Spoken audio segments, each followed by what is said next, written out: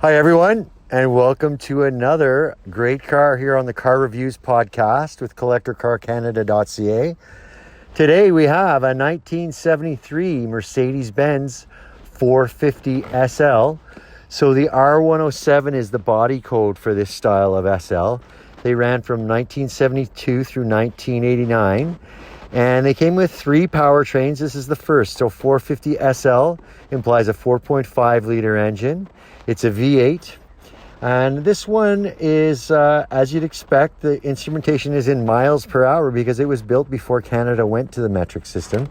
It shows a little under 137,000 miles. So this car will go to its new owner under 137,000 miles. So what I'll do is I'll start it up. You can have a listen to the start. I'll pop the hood. We'll take a closer look, and then we'll start touring the car. So here we go with the startup.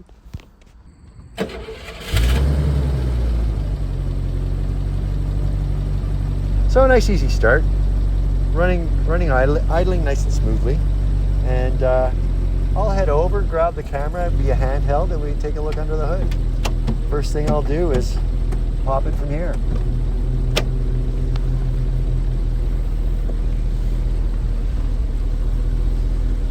While I'm thinking of it, I will say that the tachometer does not seem to be working.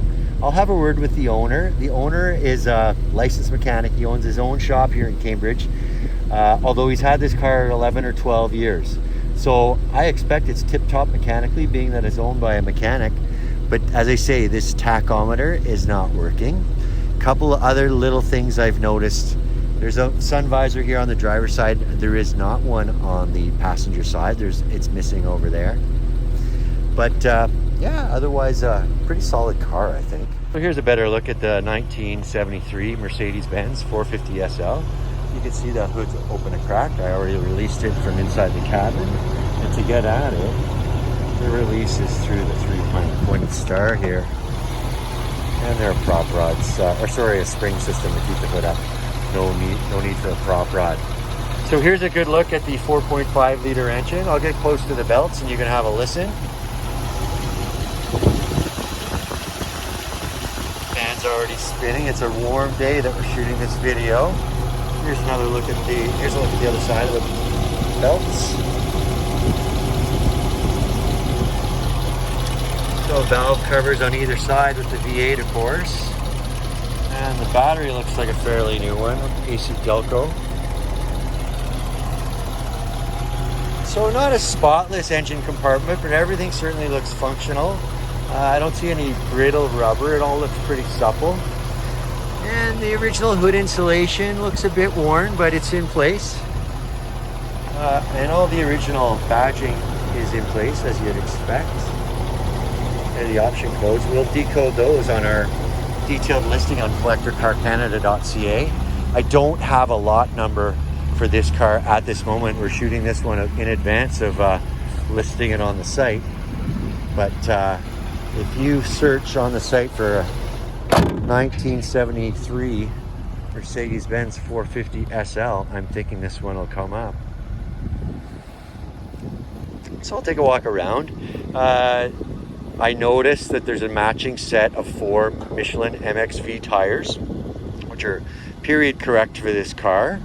And I also noticed period correct Mercedes wheel covers. So they got a little snazzier as this model wore on through 1989, as I was saying. But these ones look genuine to be for a 1973. Just noticing this here. There's a little bit of a pointed spoilage there. There are a couple imperfections on the exterior of the car. I'll try to point those out as we go.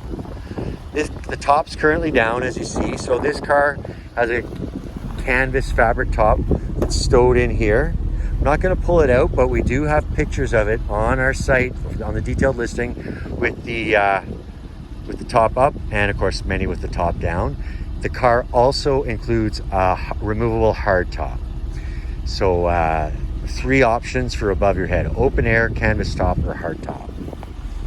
The hard top is stored at the owner's residence, and that's not where we're filming this, so we're not going to get a video of it. So here's a little more wear on the paint, and I see I don't think we need the engine running, although maybe we'll get a sound, we'll get a listen to the idle, sound of the idle here from the exhaust pipes.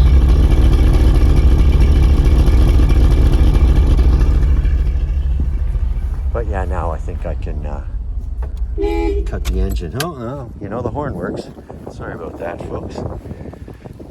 So I do notice an antenna here. I saw a power mechanism when I had the trunk open. I haven't had the radio on, so I'm not positive this power antenna works. One thing I did do earlier with the car is pull it up manually, so I know manually certainly the antenna will assist with the radio reception. I'll try to get some intel on whether or not that power antenna motor works. So you'll notice sort of different from a 380 SL, a 1984 Mercedes-Benz 380 SL we sold recently. It would have had bigger bumpers. So in 1973, it's before the bumper standards changed in the 70s. You can see these bumpers are a little slimmer, certainly more appealing to the eye. I will point out though that some of the chrome is upset here, and same thing on the other side, both here and here. So if you wanted a tip-top car, you're looking at having to get that chrome refinished. Certainly perfectly functional the way it is. I already showed you the two pipes on the exhaust. And here are these brilliant 70s and 80s Mercedes taillights I like so much. They're ridged here so that if dirt or snow were to get on these taillights, the part on the inside is still going to be visible to the other driver. So a great safety feature. 450SL badge. And again, that implies a 4.5 liter engine. This one's a V8. There's the 3-pointed star. Good look at the rear of the car. I'm not going to open the trunk. We do have photos of the trunk on our detailed listing. I'm not going to open it now because there are some personal items in there. One thing I did notice when we were in it before for the photo shoot is that there's no carpet in the trunk. Pretty clean here in the gas filler area. A little bit of information, I think, about tires there on the label.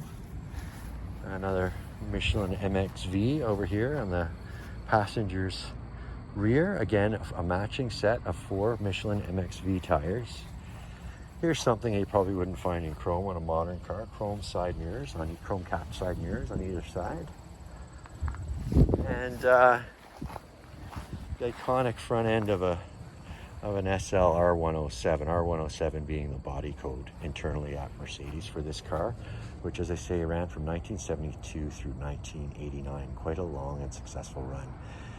And you'll see the 2 headlights on either side, implying that this one is a North American market car.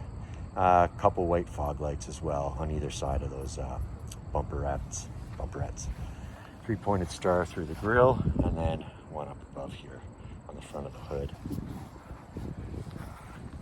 So there's a good look at the exterior. Let's climb in and have a look at the cabin. Now this 1973 Mercedes-Benz 450SL does show signs of wear. It does show signs of its age, 51 years. I don't see any splits in the seats, but you can see that they're worn. Certainly the driver's seat's worn. The passenger seat is a little better. And these come from a day when shoulder belts were attached to the lap belts. Some people wore them and some people didn't. My colleague earlier was shocked when I told him that when this car was built, seatbelts were not mandatory in Ontario. I think that law came into place around 1976 or 1978, somewhere around there. We'll look at the door card, nice map pocket in there. Power windows, you'll see the power window switches in the center console there. And the original VIN and tire information is in place there. I noticed also that all of the glass has the Mercedes-Benz 3-pointed star. So that's an interesting feature for a car that's 51 years old. And for a photo op, I had this wheel turned. I'll turn it straight so that we can see the instrumentation.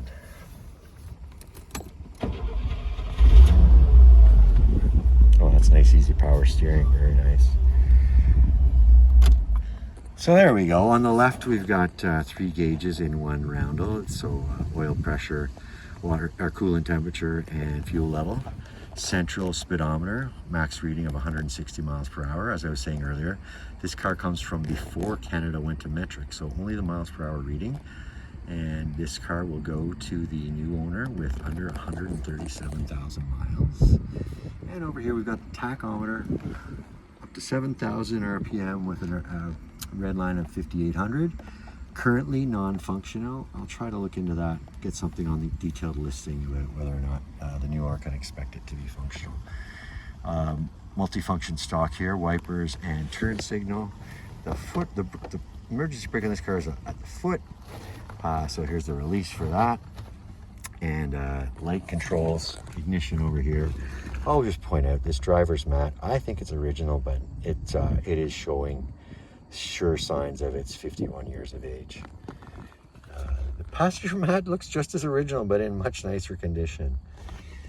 There's a period, I don't see Alpine on there. Yeah, sure enough, it's an Alpine AM/FM cassette. I said period, it's more like the period of the last one we sold, which was an 84. I pegged this deck, this head unit at mid-80s, state-of-the-art with Alpine back there, 6 presets. I did note that this analog clock by VDO, just like the instrumentation over here, it's by VDO. It's still functional, that clock is. And while the car is equipped with air conditioning, the current owner advises that it's not currently blowing cold. He does advise, however, that the compressor is functional. There's the glove box, personal items in there. We won't open it up. Here's the original owner's manual, and a big stack of work orders and receipts, which with personal information on there we won't look at in detail in this video. So this 73 Mercedes-Benz 450SL, not equipped with a back seat. So a pretty big storage area back here for parcels and such, parcel shelf I guess we call it. No rear seat, so this is a 2-seater. 2-seat open air driving is what this car is made for. But that's a good look at it. One more walk around, and we'll get to some closing thoughts with it.